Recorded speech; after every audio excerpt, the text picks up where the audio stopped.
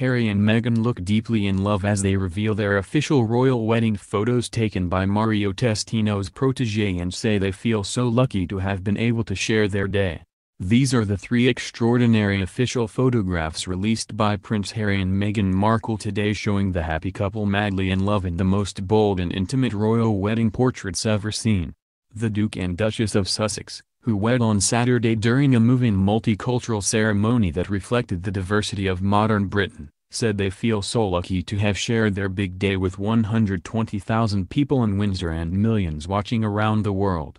The most striking image shows Meghan sitting between Harry's legs on the east terrace of Windsor Castle as the prince looks smiling at the camera while his new bride laughs at someone to their left.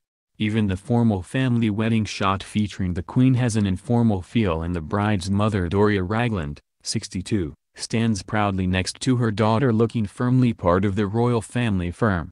The final image shows Prince George and Princess Charlotte grinning cheekily with the other bridesmaids and page boys, with Harry and Meghan both wearing wide and clearly joyful smiles.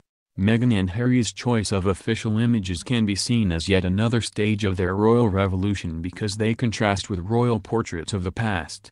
The couple were captured by Alexei Lubomirsky, 42, the protege of photographer Mario Testino, who was famously beloved by his mother Princess Diana. The images were taken by Alexei Lubomirsky at Windsor Castle following the carriage procession. A Kensington Palace spokesman said, "The Duke and Duchess of Sussex would like to thank everyone who took part in the celebrations of their wedding on Saturday.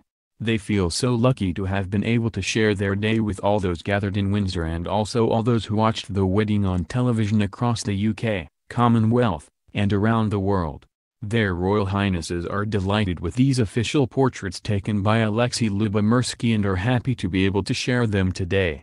They would also like to say thank you for all of the generous messages of support they have received." Mr. Lubomirsky said, "It has been an incredible honor and privilege to document the Duke and Duchess of Sussex's inspiring journey of love, hope and family, from the engagement photos, all the way through to the official wedding and family portraits on Saturday.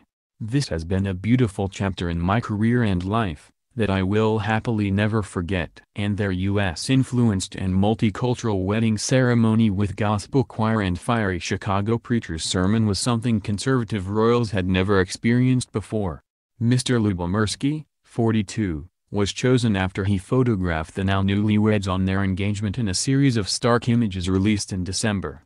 The pictures taken at Frogmore House in Windsor included one intimate black and white portrait of the couple embracing. This is where the couple held their evening reception on Saturday night. Body language expert Judy James said at the time that the couple looked so in love in the three new official royal portraits viewers felt like they were intruding on a private moment.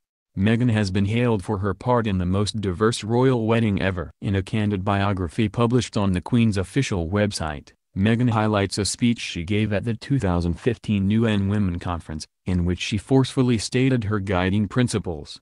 The profile recalls how volunteering in a soup kitchen in LA's Skid Row, and campaigning against a sexist washing up liquid advert, helped shape her lifelong commitment to social justice and women's empowerment. The new page on Buckingham Palace's online guide to the royals lists the Duchess's interests, saying she has a keen awareness of social issues.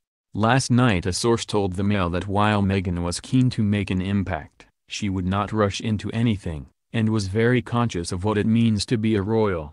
The public statement of her values comes after she insisted on walking halfway down the aisle alone, and refused to be given away.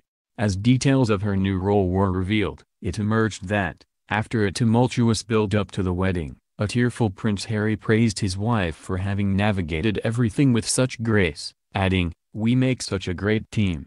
Meghan made a speech at their private reception, referring to Harry, "my husband," which made him blush, and thanking Prince Charles for his welcome to the family.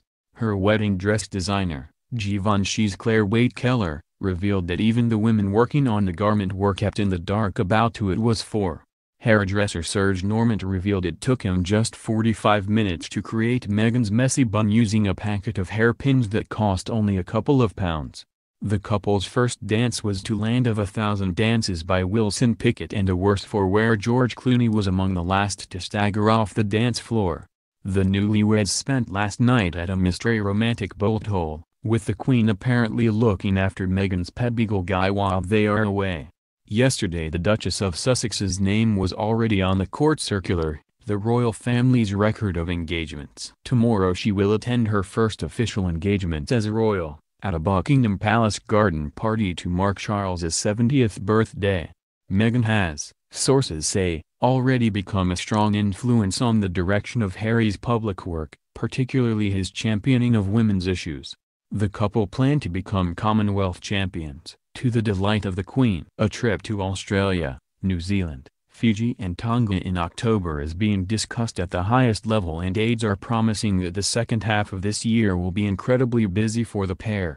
They will also take a couple of short trips before the summer, including a visit to Dublin. Harry, 33, is yet to visit Ireland, but Meghan, 36, spent time there as an ambassador for the One Young World Summit in 2014. But it is the visit to Australia, where Harry's Invictus Games for injured servicemen and women is being held in Sydney, that is expected to showcase the Duke and Duchess as a new royal power couple. Yesterday, a senior aide said everyone, not least the bride and groom, had been deeply moved by how well Saturday's wedding went. "I think that although the day was unquestionably royal in every way, it felt like just the two of them were there," said another. "When they looked into each other's eyes it was clear nothing else mattered." Saturday evening's riotous party was described as the perfect end to a perfect day. Meghan gave a speech in which she grinned broadly as she referred to Harry as "my husband." "I think he was even more emotional than her," a source said. Meghan also expressed her gratitude to her mother and to her friends, but the person she really singled out was the Prince of Wales. She has been so touched by how welcoming he has been to her and her mother. The couple spent their first night of married life in Windsor Castle's Lancaster Tower,